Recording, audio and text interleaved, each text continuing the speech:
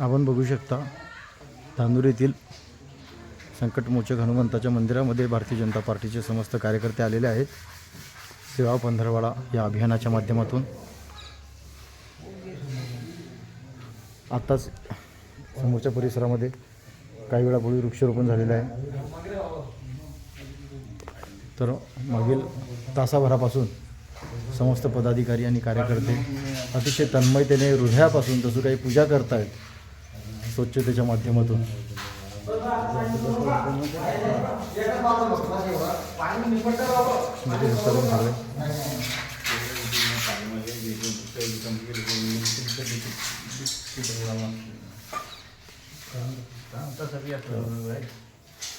काय आपले काही आपलं काही भावना तुम्ही व्यक्त करू इच्छिता पुंडलिक दादा?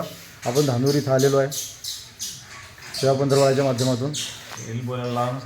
या सागरजी आपल्या काही भावना व्यक्त करू इच्छिता आपण?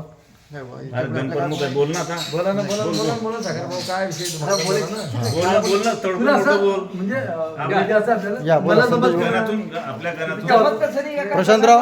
प्रशांतराव आपल्या काही भावना? नाही, भावना आहे की फक्त जय श्रीराम जय हनुमान हीच माझी भावना आहे. क्या बात आहे, तुमचं आमचं नातं काय, जय श्रीराम जय हनुमान. क्या बात आहे, अप्रतिम, अजून उत्तम, डेव्हलपमेंट करायचं आहे मला. क्या बात आहे.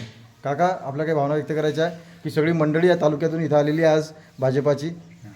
एवढंच आभारी मानतो की आमच्या गावाला तुम्ही मार्गदर्शन केलं, आमच्या मंदिराची सेवा केली, आपल्या एवढं आभारी मंदिराची आहे. क्या बात आहे, छान छान.